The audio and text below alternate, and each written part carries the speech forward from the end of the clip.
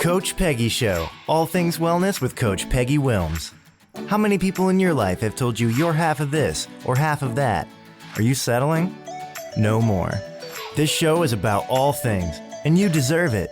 It's about your money, your lifestyle, your beliefs, and even romance. We extinguish excuses and raise the bar to all things possible. It's time to use your ATM. You know, your all things mindset. Welcome to the Coach Peggy Show. Bold, badass, and never half in.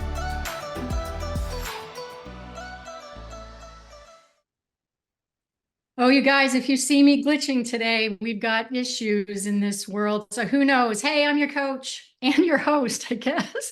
Peggy Wilms. We talk about all things wellness and well-being. We talk about the real stuff, real people with real problems, finding real solutions, telling real stories.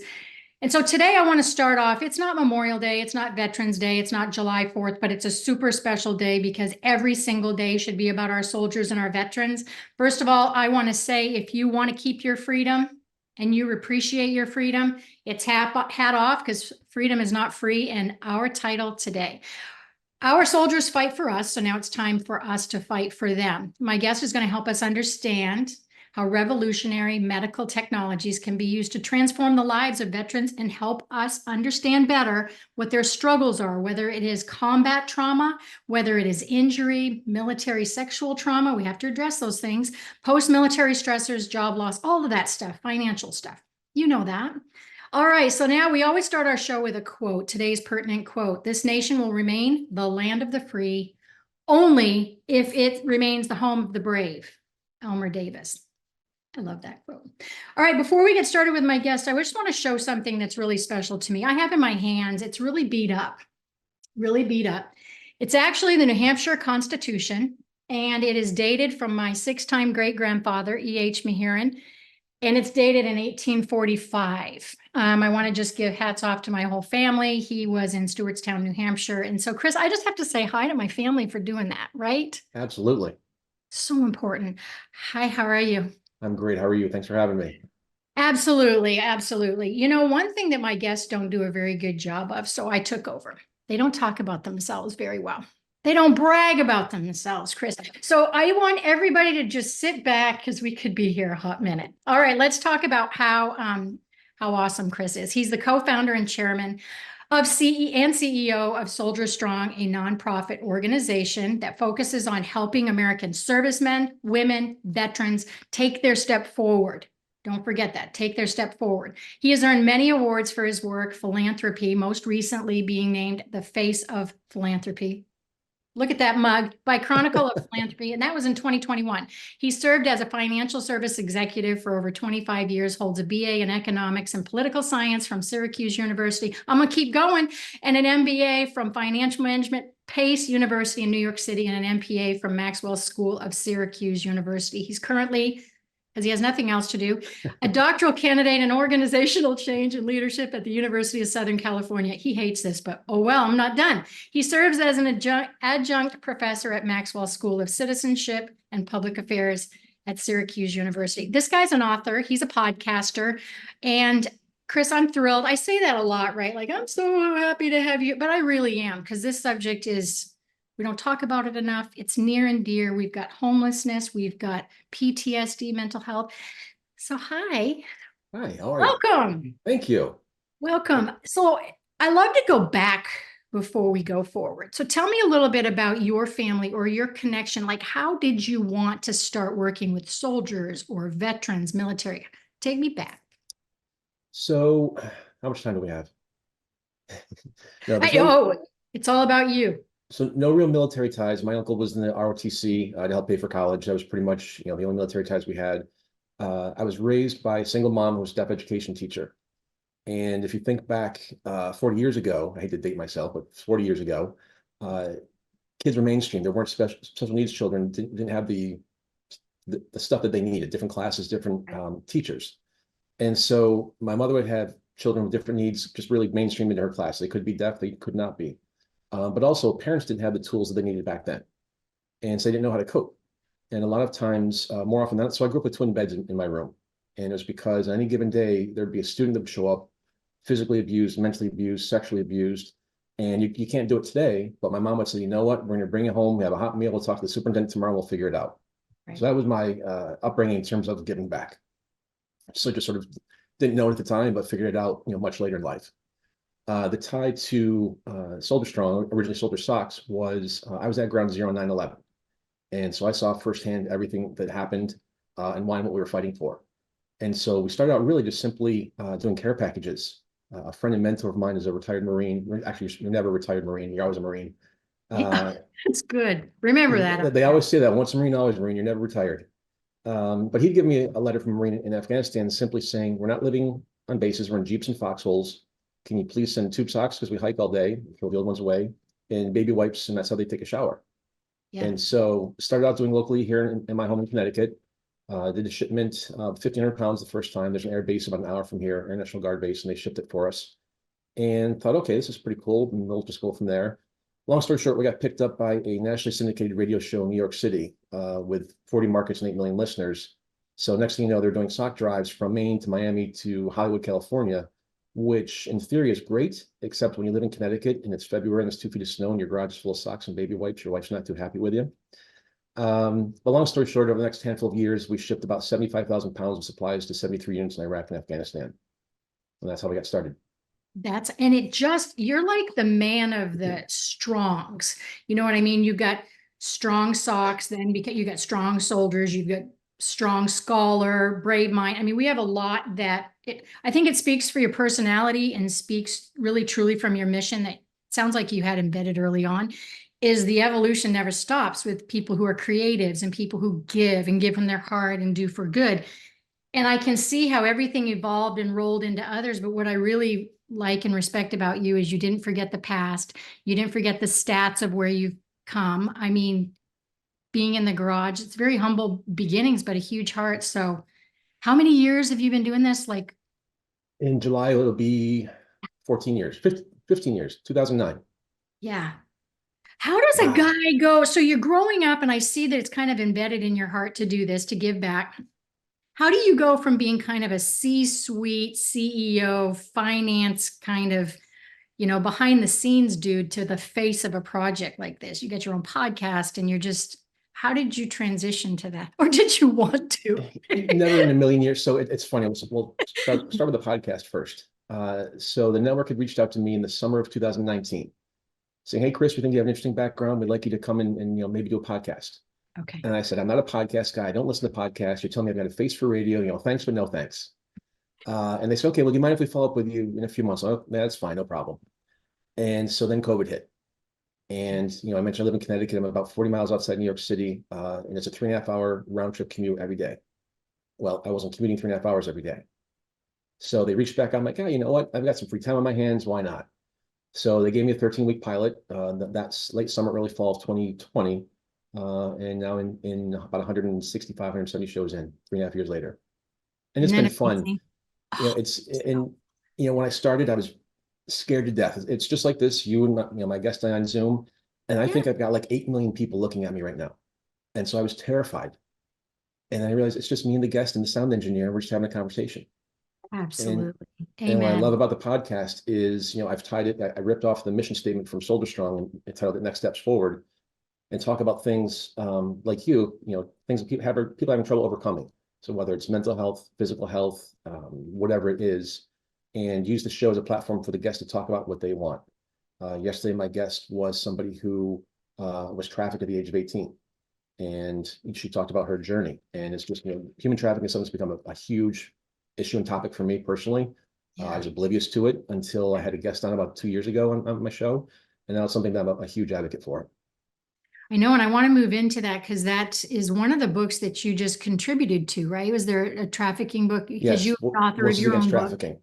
Yeah, and I think you're right. Sometimes it makes me wonder if those subjects that we really need to be talking about, we don't sit around and have coffee that much anymore. We're not talking at the dinner table about world issues and what matters and how we feel. And so these subjects that are just now so huge aren't brand new. They've been bubbling for dang long time. And all right, so we're going all over the place because that's what guests like this can do. And I really align with you on having a podcast where you can kind of talk about everything real, every subject, because that's what makes it more fun than me sitting here talking about broccoli all day. Broccoli's good too. Although I could, and I probably have videos out there on broccoli. Let's go back to ground zero. Mhm. What was your position? What were you doing 9/11? Sure. Where were you working? What was your gig? So I was running floor trading operations for Goldman Sachs, and the physical office was we moved a few times, 115 Broadway, so kitty corner from the World Trade Center. But my team was on 4 different exchanges, one of which was in for World Trade. And so typically I would be on the trading floor at that point, but I had a conference call with my boss who was based in Chicago at the time. And our office overlooked, for those of you familiar with New York City and Lower Manhattan, there's a famous church called Trinity Church, and there's a graveyard. And it's on Broadway, and it's called the Canyon of Heroes. That's where they have the ticker tape parades for presidents and astronauts and my beloved New York Yankees. And I heard this, what sounded like literally a garbage truck hitting a big pothole, just this big bang. And another guy on my team in the office, he looked outside and he goes, "Hey, I didn't know there's a ticker tape parade today." And we looked out the window and we saw this paper flying down, and then we realized the paper's on fire. And we're like, "What's happening?" And then we had a little TV on CNBC in the corner, and so we saw the announcement, we're watching it, and there were 4 of us in the office at the time. And then the second plane hit. And the building supervisor came on and said, "I'm shutting the building down, turning off the elevators." And one of the guys on my team is a former college football player, and he just had knee surgery. So he's in a brace and crutches, and we're on the 19th floor. It's an old building, so it's a spiral staircase going down. And so there were 3 of us on either side of him taking him down the stairs. And by chance, a taxi had to come up, pull up front as we got outside. I just threw him in the cab. I said, "Go home." And then I had to go and figure out how to get everybody out of the exchanges. Oh my God. I mean, first of all, I'm so great. I'm glad that you're here, but there's nothing that you can do to mimic that, all those feelings and just that quick. That's amazing. So when you moved into having the conversation, the Afghanistan, serving socks and hygiene products, I mean, it's just amazing. What were some of the main stories that you were hearing other than the type of gifts, and that's amazing to receive, but were you way back then hearing things about mental health and PTSD and how to acclimate people back into society? Yeah, I know you're about to say no, I know, right? No, Yeah. none of that, because they're out there, fighting the fight and taking it to the Taliban, Right. and doing their job. And we all know the word stigma is what's used around mental health, especially with big bad G.I. Joe and G.I. Jane and first responders. And so it's, suck it up, buttercup is what they say all the time. And do you want me to start talking about the mental health story? I would love you to steer the ship. No, I really would. I respect, and I'm looking forward to all this knowledge that you have. One of the devices my organization transitioned into donating is called an exoskeleton, and that enables a paralyzed individual to stand and walk again. So it's a wearable robot. And so as we transitioned from care packages, we did scholarships for a bit, and then ultimately medical devices, we came up with a phrase of helping service members take their next steps forward. And the thought process there was steps in the battlefield with tube socks, then steps in job training, education, scholarships. And now how cool would it be to help a veteran take literal steps forward out of a wheelchair? Exactly. And so we fund and donate these to VA medical centers across the country. They're $150,000 a piece. So it's not easy to raise money for them. And a handful of years ago, one of the donations went to the Denver VA. And so I went out to the donation ceremony, and the chief clinician said, "Chris, in addition to using this for physical therapy, we would like to do a mental health study on this." And I'm kind of scratching my head saying, "Well, a mental health study on what?" And they said, quite simply, for someone to be eye level of the world again. And you can't tell from my little Brady Bunch Zoom square, but I'm 6'3", and so that's something that I take for granted. And so, fly back home from Denver, and I start Googling veteran mental health, which led to PTSD, which led to veteran suicide. And so I wanted to figure out how to take our business model of advanced revolutionary technology into the mental health space for veterans. And ultimately came across a gentleman by the name of Dr. Skip Rizzo at the University of Southern California. He has worked with Department of Army, Department of Defense, DARPA, which is another research organization for the government. And they developed something called BraveMind, which is virtual reality software for veterans suffering from PTSD.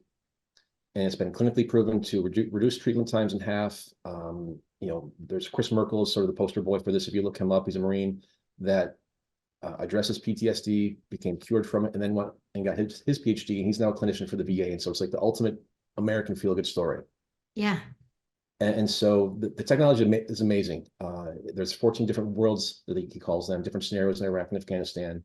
And he calls it a video game that heals. And again, going back to the word stigma, again, think about G.I. Joe and G.I. Jane, they don't want to talk about it. And they're not going to go lay on a couch and talk to their psychiatrist like the good old days. And so you could be in a Humvee on a road in Afghanistan. You could be walking through an Iraqi village. There's one that's military sexual trauma, which really freaked me out. And again, I'm 6'3", 210, so it was just eerie and that. So again, like we do with the exoskeletons, we fund and donate these to VA medical centers across the country. So what's the qualification process and for someone donation? to get, what's that? For donation? Yeah, exactly. So we're working with an organization called the VA's Innovation Ecosystem. So it's a team within the VA, really primarily looking for the most advanced technology out there for veterans. And so we've been able to crack in there and work with a great woman by the name of Dr. Ann Bailey. And I call her my Sherpa in the VA. And so they've actually created a VR network within the VA. And so everyone who's received our donations, they're comparing notes, they're talking about the treatment times, what they're seeing, what works, what doesn't work. And so we've given these to 30 different VAs as of today, and really looking to expand to all 172 VA hospitals. Man, from socks, literally next steps forward. Did you It's come been up fun with to watch it evolve. It's just, if you told me 15 years ago I'd be doing tube socks and now virtual reality and mental health, I would have said, what are you drinking or something like that. literally like a great American story, I mean, so how did you come up with the name of it? I mean, it makes sense, the next steps, because how old is that? 8, 9, 10? Yeah, so it was originally again called Soldier Socks because we're just doing care packages. Right. And then as we stopped doing care packages, we're like, well, we have to rebrand the logo because it was literally like a pair of tube socks. Yeah. And then the name, and talked to the co-founder, one of my good friends who's passed away, Scott Duffy, about let's get the iteration again with Soldier Socks. And he's like, Soldier Strong. They're still just as strong now when they're home as they were on the battlefield. Oh, I love that. And so we really like the iteration. We like the whole, they're as strong today as they were on the battlefield, to help, I won't say prop them up, but to continue to build them up and show them strength, now they're back here at home. Cool. Okay. Is there anything out there in the gaming world for the younger, the younger population that are sitting home and playing Minecraft or whatever? Is there something that maybe you guys are already doing this, I just pinged, but a least costly or lower cost to be able to serve more of a wider population than, okay, go. Ready, set, go, Chris. I say, great question. It's almost like I wrote the script for you. So, and that didn't happen, people. I did not. Go ahead. I still, again, working with the University of Southern California and Dr. Rizzo, they've also developed, or they're currently developing something called Battle Buddy, which is an app-based technology. And it's an avatar that talks to you in terms of how you're feeling. It's going to be AI generated. So depending on your response, it's going to give, search for keywords and give it back to you. And then there's different, I'll call them layers, if you will, within the app. And so maybe it'll take you to your favorite music list on Spotify, or pictures of puppies and kittens and different things like that. There's a panic button that'll hit 988, if you actually have suicide ideation. God, that's so cool. And so they developed it, and it sat on the shelf for several years. It's not ready for prime time yet. And 2.5 years ago, the VA again came out with an award program called Mission Daybreak. And I came across it and reached back out to USC and said, hey, let's apply for this together. And, they're going to want to see some sort of a partnership with the university and a nonprofit. Yeah, that's a good idea. And there were 1,300 applicants, and there were 40 chosen to give a $250,000 award, and we were one of 40. And then there were going to be 10 finalist awards, anywhere from, I think, $250,000 to $3 million. And so we had another 3 months to take that $250,000 and further develop it. And we ended up winning second place. We were a little disappointed, but there's $1 million for that, for further development. And SoldierStrong has the IP licensing rights for that. And what we're doing now is we're actually negotiating as we speak to get that license. And then we're going to convert it, continue to develop it, and then ultimately have another organization focused on first responders. And so I'm going to change the military camos to police officer blues and firefighter overhauls and EMS whites and emergency room doctors and nurses, and get that out to those folks. I got to tell you, I maybe this through the grapevine of my emails to you, but so I'm working on a project called Unsheltered. So it's real stories from those that are homeless, have been homeless, somebody that's 1 degree removed. It's a for good, it's a nonprofit. There's any money we get from it returning back. And the assistant secretary from HUD, David Birnbaum, has written our foreword. And the reason I'm bringing this up is one of the things I've learned over the last 9 months of co-writing this has been that, we don't know what we don't know what we don't know. And many of my challenges are a couple of things. Number one, how can we become part of the solution versus part of the problem? And number two, if we charged every single person out there to just once this week learn something in this lane, watch a YouTube video, read an article, have a conversation, because I didn't know till I was looking into what you did. Like you're doing some amazing work. Thank you. I'm blessed to have a very good, strong team around me. So thank you. It's not just me. How big is your little work family? Bigger than the bread basket, smaller than the Porsche. No, I'd say there's probably about 4 of us. Oh my gosh. Yes. Definitely big Core 4. hearts. Yeah, I was just going to say definitely big hearts running that. And you guys are out of Syracuse, right? No, that's where I went to school. I'm in Stamford, Connecticut. I did. Okay, I did. But nobody else is here. We're all remote. I've got 1 in Kansas City, 2 in Iowa, and me. That's what COVID taught us. Absolutely. COVID, I noticed that I lived down in Florida and it was like we were in this kind of cool little fishing town of like 16,000 people. And then COVID hit and all of a sudden people started going, because I lived in Colorado for 25 years. I lived in Denver for 5. My whole family's back there. And I remember being here. And that's why I moved here. I wanted to work remotely. I might as well live where I want to live geographically. And then all of a sudden everyone came. Because during COVID, they're like, well, if I'm going to work virtually, I'm going to go work from my couch with a palm tree swinging by, right? But that did change a lot for all of us to be able to work from home. Do you struggle with efficiency and organization working from home and timelines? And what's your biggest struggle working from home? Great question, but no. I think the biggest struggle is actually going out. If it weren't for my dogs, I probably won't get outside much during the day just because I have so many projects I'm working on. I know. A buddy of mine, we had lunch the other day, the diner that's literally 1.5 miles from my house, and he lives about half a mile up the road from me, and he also works from home. He's like, I think this is the first I've been away from my home in 2 months. I'm like, I'm probably about the same too. Would you consider yourself an extrovert? Possibly so. It's a great question. Ambivert, a little bit in between. No. So it's being an only child, from divorced parents, I was sort of built for COVID. Right. So that's kind of what I knew and how I grew up, and so I transitioned pretty easily. Prior to COVID, I was working a few days from home versus New York, just because our firm, they really encouraged that. They're shrinking the corporate footprint, so they have you hotel for your offices.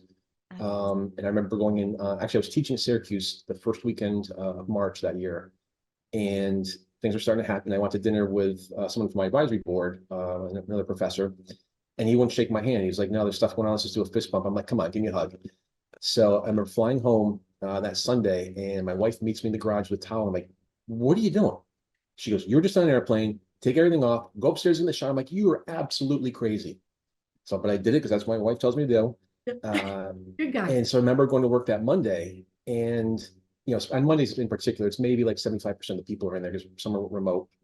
And a buddy of mine sitting across from me, and we're kind of looking around like, this is kind of weird. Like nobody's here. I'm like, yeah, something's not right. I remember literally just grabbing my laptop and going home. And I said, oh, this will all be passed in 2 weeks, 2 years later. Yeah. I know. I find that because I would consider myself always an extrovert, like always. And then I really started working from home, and it happened so gradually that you work more and more and more. And then you're kind of diverse. You're like, hey, I'm more creative when I sit out back or when I sit in the bed. You start kind of moving, or at least I do. I start kind of moving around. And then all of a sudden it went from like 8 hours a day, 10 hours a day, 14 hours a day. And my body is just literally like, and I'm also a personal trainer, and it's like, I so don't live by my own word, like ever. But it's the same thing for me right now. It's like, it's rare for me to go out. Like, I don't want to go out to dinner, and I don't, not because of COVID, but I'm just in my comfort zone. I'm in my shorts from the waist down. Are you in shorts, Chris? Actually, I'm not. I have jeans on today. I literally am in shorts. That's funny. We should be. You're in Florida. I know, but it's actually cool inside, right? We always have air conditioning on. People get surprised by that. But I did have an alligator outside yesterday while I was working outside. So it is truly Florida. Those in Connecticut. No, you don't. I grew up in New Hampshire, so I hear you. You've got Are you seeing things getting green? Spring is coming. You know, and right? actually this week it's Monday with this crazy windstorm come through. There's like 35 degrees and 60-mile-an-hour winds. And yesterday and today are 65 degrees. So we're starting to turn. A little bit of bipolar Exactly. weather going on there. I get it. March is always a crazy month up here. It is March Madness, and it's March Madness down here because, of course, it's spring break, and everybody just thinks it's a grand idea. And my daughter's there now. Sorry. Stop, really? Oh my gosh, She's in Miami. How many kiddos do you have? 3. One a junior at UConn, one a senior in high school, and then my son's in 6th grade. Oh boy, you spanned them out, didn't you? Because you're just bored. You have nothing else to do. Why not? From socks to robots. I mean that's everything in between. Everything in between. All right, awesome. Hey, you guys, we're gonna go ahead and take a break, and when we come back, we're gonna do a little bit of a lightning round. You know that my guests never even know what that is about. And you're listening to the Coach Peggy Show. More importantly, I want you to come back because we're gonna keep talking about soldiers. They're fighting for us. Let's fight for them. So come right back.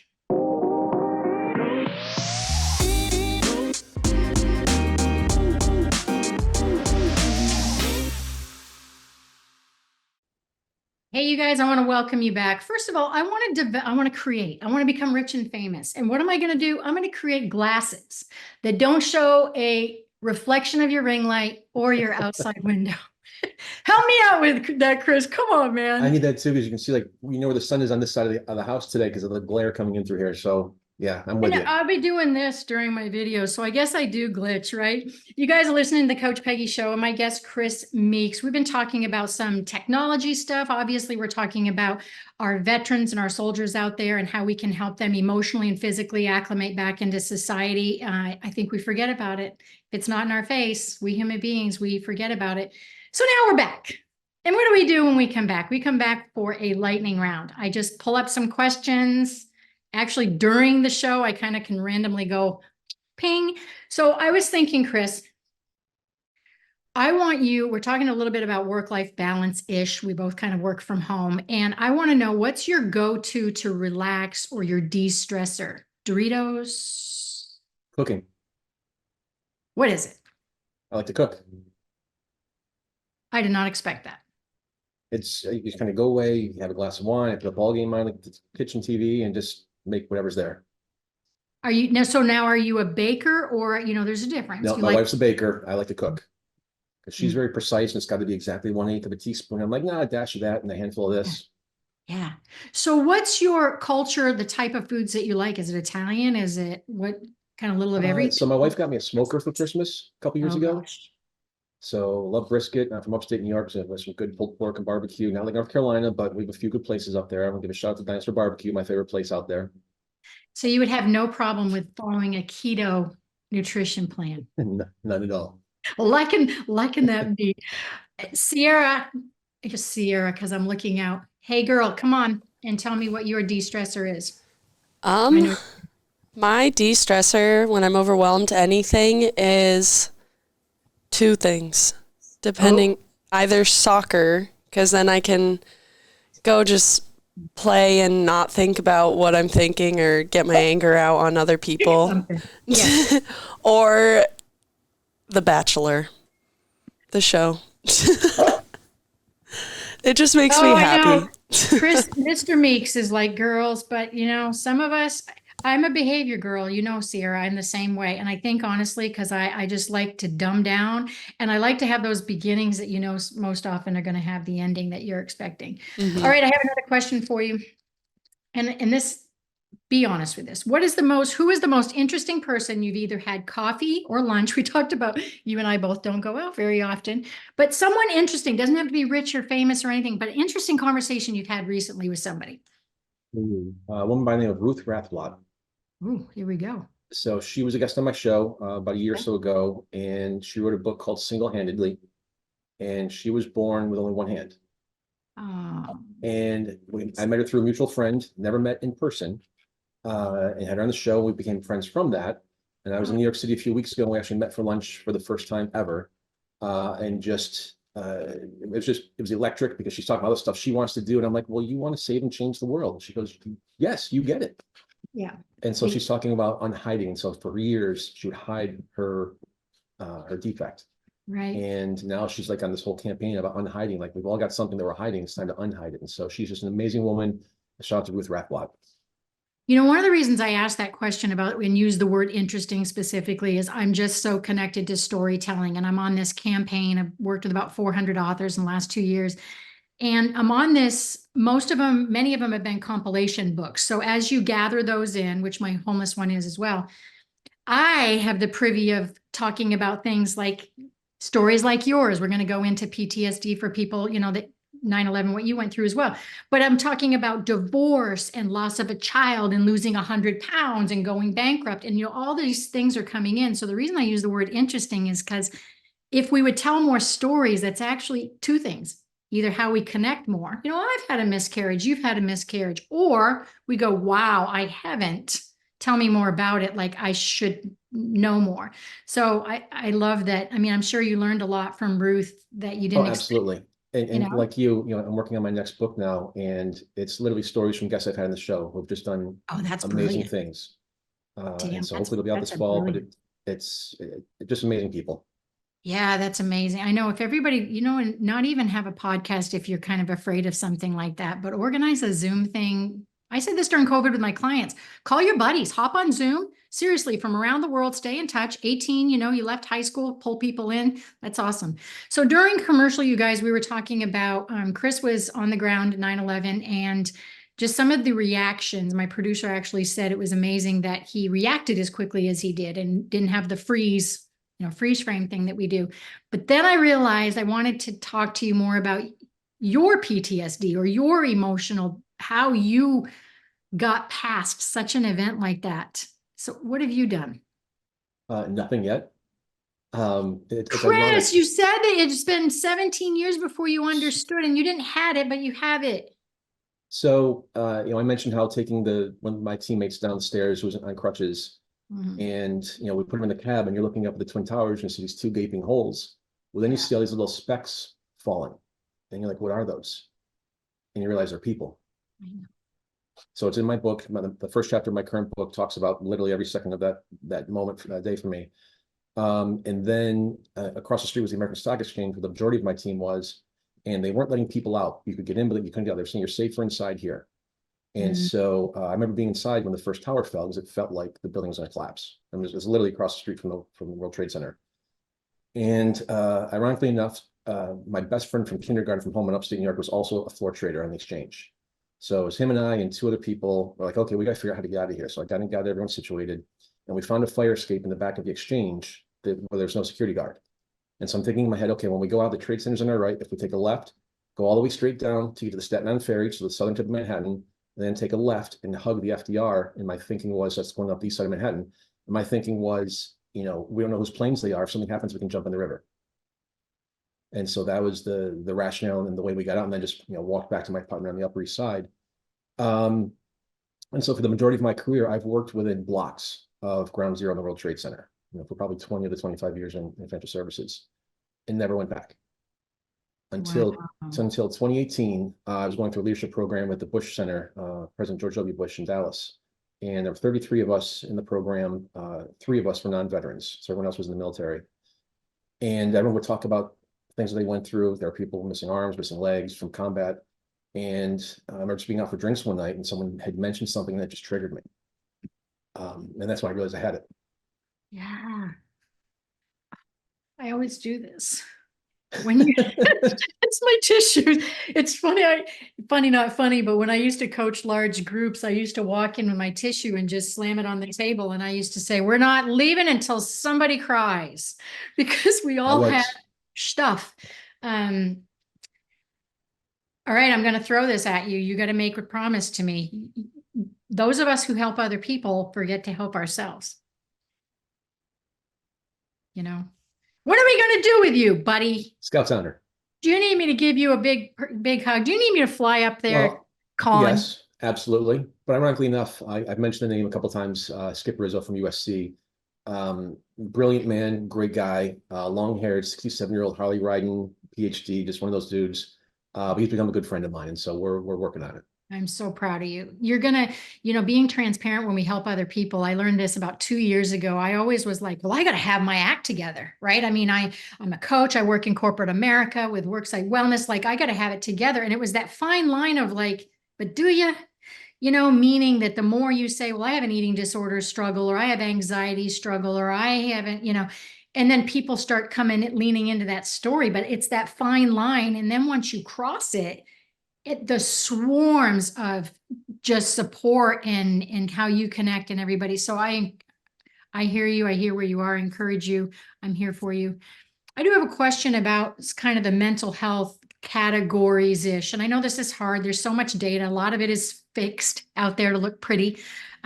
What would you say your experience is on most of, like, what categories are the most prevalent with mental health? Obviously, we got some PTSD, we have some depression, some anxiety, but what would you say you're coming across or you're seeing more often? And is it male, female, little both? Definitely both. Obviously, unfortunately, females are more open than males. But I'd say generically, it's just trauma, some traumatic event. And that's a broad umbrella, but it could be something as simple as maybe you saw your parents get into a fight and one spouse physically abused the other spouse. Again, sexual trauma, seeing a car accident and somebody die, things along those lines. So everyone's gone through trauma. And as I'm finishing up my dissertation for my doctorate, I've been focusing on police officers and mental health. And I finished the research about 2 months ago, and 90% of them said it's not just one specific traumatic event, it's 20 years of a career of pulling a dead baby out of a fire,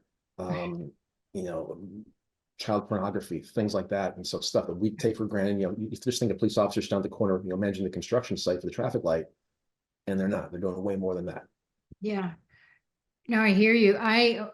That's a really good point that you just made. It's not just one trauma, and how unfair of us to think that PTSD is one of the biggest pools of whatever thrown into it. Talk about baking. We were talking about, your wife loving to bake. Throw as many ingredients in a PTSD. I didn't say she loves to bake. I said she's a baker. There's a difference. Point taken. Big difference. I think she Don't tell her I probably said does that. it for the spoon and the bowl. Yes. That's Absolutely. me. That's me for sure. What do you see for Chris, not just your organization, but what do you see for yourself over the next 6 months or a year? How do you see yourself stepping? So I mentioned converting the Battle Buddy technology to app into first responders, and currently working with a team out of Boston who has something similar for healthcare workers. And we're partnering up and looking for seed capital to create a company to then go and develop this technology, not only for first responders and for healthcare professionals, but professional and collegiate athletes, Nice. children who've gone through traumatic experiences, people who've been through a mass shooting experience. And so those are sort of the iterations, but we'll start with the veterans, first responders, and healthcare workers, and then go from there. Right. Wow. You're a nonprofit. I'm gonna ask you a tough question. This is going to be tough. You're not going to like this. So, I was saying earlier that we don't know what we don't know. And so working on this next book of mine about the unsheltered, we've contacted over 60 nonprofits to just tell us a story or help us gather a story. So tell us a story about what it's like for you to work with the homeless. Now, veterans, there's I can't even count how many veterans on average are on the street at night. I think it's like 37,000 or something like or selfishly, I thought, wow, it's going to be I don't have to worry about safety when I write these stories or try to seek these stories, because nonprofits are going to help us. They have soup kitchens, and John's going to come in every Saturday morning at 8. Surely we have one nonprofit out of over 60 that has stepped up to say, we will share our story with you. We will gather some stories. And I'm asking you, what are your thoughts on why that might be? We're not sharing stories? For nonprofits not stepping, what we're offering even is have your story in the book, have your contact information in the book, have anything that we can do to lift your mission, your vision, your values. And I'm curious because some of the answers I'm hearing are making me feel like we kind of don't want the light shine. I was just going to say that. Yeah. And unfortunately, most nonprofits are, and things like your Little League, that's a nonprofit, just little things like that. And they're run by local people with good intentions. I remember here a few years ago an issue with the girls softball league, where one of the commissioners got caught with his hand in the cookie jar. And it was like $1,700. It was nothing. Like, what are you going to do with that? And so I think, just given the number of nonprofits that are out there, Yeah. unfortunately, that I say is a good guess. Yeah, because I realized my dad had open heart surgery, and I was sitting at home kind of taking care of him in Colorado for about 5 weeks. And I don't sit in front of the TV. I just don't. And, the commercials are coming on, and it's like homeless shelter and nonprofits and kind of like what are you going to do about it coming after us in our armchairs, and those of us sitting in the armchairs going, get off the street. What's your problem? And all these nonprofits, it's very glamorous and beautifully staged, much like my fake flag back here. But I was hoping that you wouldn't say that, but that's what I'm coming up against with. I respect that you said that. What can we citizens do in the lane that you're in, or even if we talk about nonprofits in general, but what can we do to help you, to help your project, to help what does a citizen need to do? Figure out more, learn more? What can we do? Well, it's raising awareness, obviously, about the organization, about the needs that we're fulfilling. Unfortunately, from my perspective, what we do is something that the VA should be doing. The VA has a $300 billion budget. I've been trying to put myself out of business for 10 years. I'll go do something else. I get bored easily. I'll find something else to do. I freaking love that. I want to be, I'm stealing that. I'm going to try to put myself out of business, because that means people are stepping up and helping you and throwing you the cash to get the job done. It means the That's government's all we doing want. it. We give our soldiers and our Marines and our airmen the absolute best technology we can give them. We're on the battlefield. When they come home, there's this huge Death Valley gap of what they get from the Department of Defense and the VA. $300 billion. I've done the math. For $35 million, you can fix the problems that we're fixing. $35 million, that's pencil dust in Washington, D.C. It's nothing. And when I started this in 2018, was when the leadership program, their budget was $200 billion. So 5 years later, they haven't passed a budget yet for 24. It's gone 50%. Yet Chris and his team are still buying robots. They're still buying virtual reality. They still have day jobs. They're still supporting their family. Our tax dollars are paying for this. Yeah. So there's a picture behind me of a gentleman, Army Sergeant Dan Rose. He was the first recipient of our exoskeleton in 2013. And he became paralyzed when his job was to go out with Engineer Corps and look for IEDs. And the way he tells the story is they had a 100% find rate until they didn't, and it found them. And I have a picture on our website of his Humvee literally ripped in half, and it's about 30 yards apart. And the other 3 got out, maybe broken arm or broken leg. He became paralyzed that day. Now, Army Sergeant Dan Rose is married and had his first child last summer, not too far from where you're from in Colorado. And so that's just one of the great success stories, that's there, that he's a teacher. He volunteers. He's done Paralympic games. He plays ice hockey. He sleds. He water skis. And so just because something's changed in your life, you keep going. You take your next steps forward. Exactly. I strongly believe that 97% of human beings wake up every single morning to want to do the right thing, to want to do something, to want to have some sort of purpose, passion, why in this world. And when we can do that and show some sort of support, I never thought of it the way that you just did. Look at the amount of billions of dollars that we put in to the equipment to throw them into danger, but we're not even giving them a VA appointment to get on antidepressants when they get home for 8 weeks out and wonder why they're angry at their 7-year. Well, let me give you another example. The VR technology that we donate, the Department of Army had funded USC with $30 million to develop it. $30 million. Then all of a sudden the Army realized, wait a minute, this needs software upgrades every year. We can't do that. And it sat on the shelf. That's when I met Skip Rizzo and went out and he's like, well, we need to develop some software some more. And he's like, I'll get back to you about how much it's going to cost. I'm like, oh my God, it's going to be like millions of dollars. It was less than $100,000. So the Army spends $30 million and it sits on the shelf and doesn't go anywhere. SoldierStrong comes in and gives a check for $97,000 to USC to develop the software. And now it's out there in 30 VAs and going to more.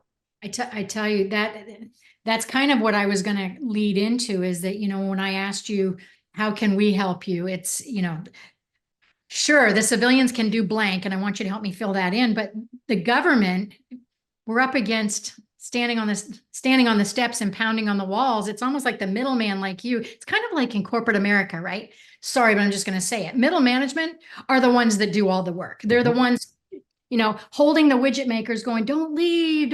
And then going up to the C-suite going, what are you doing? 26 employees just quit. So it's that middle management that busts their butt. And your story is making me feel like it's the people like you that are going to get the job done. Well, and I'm not for bigger government, but when it comes to our military, we have to take care of them. Full stop. Amen. Full freaking stop. Full stop. What do you do outside of work? Other than cook? Great question. Thank you. Well, I'm finishing school, which has been taking up some time in terms of writing. I help coach my son's little league team, which is a lot of fun. There's a good group of people, great parents, good families. We like to travel. Nice. I used to sail before kids, and then we'll get back to sailing once they're through college. Yeah.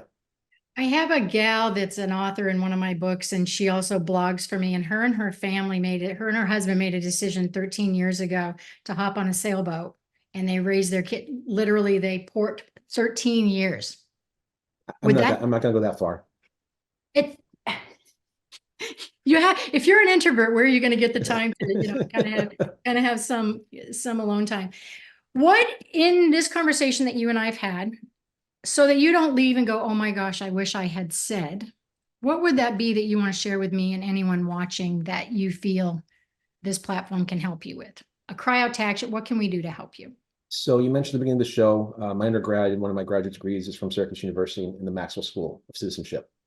And in the lobby of the main building, excuse me, there's a statue of George Washington, and engraved on the wall behind him is the Athenian Oath, which simply states you want to leave the city-state better than the way you found it.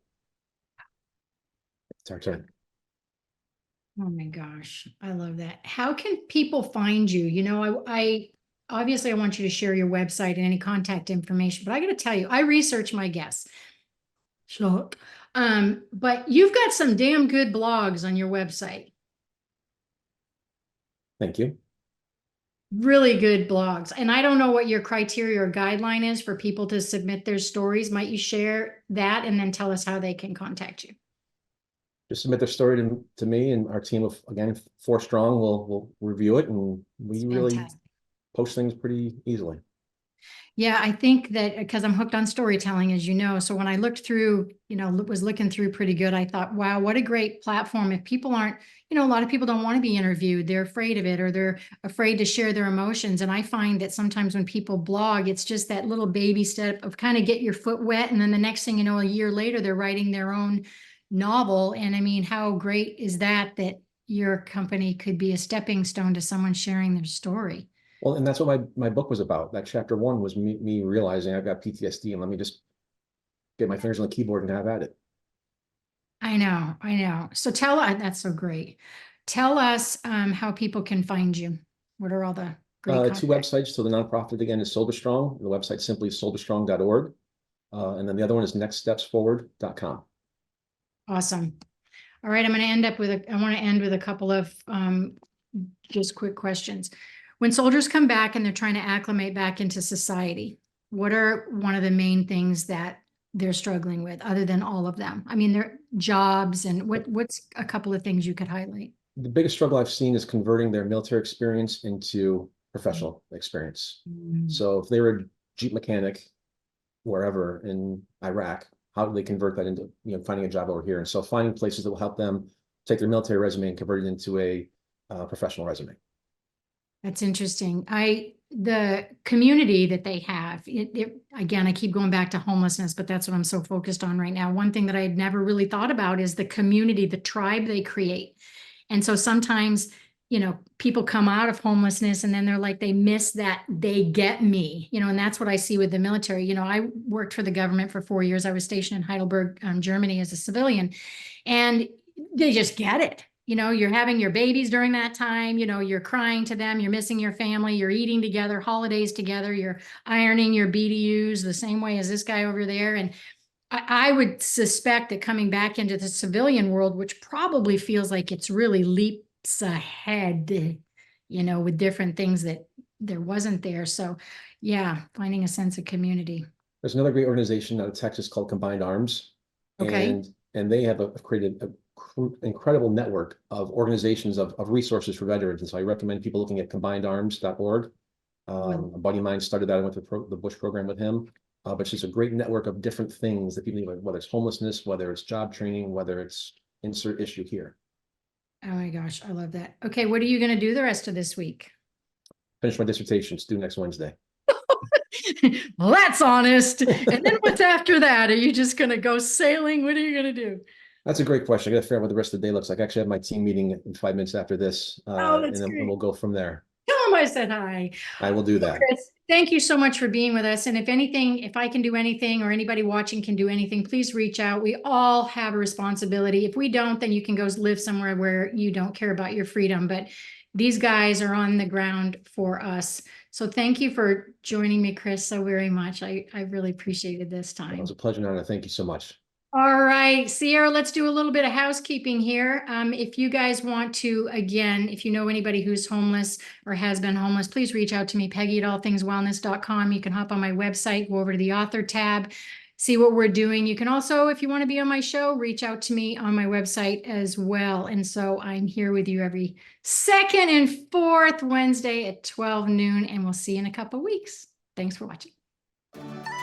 You've been listening to The Coach Peggy Show, all things wellness with Coach Peggy Wilms.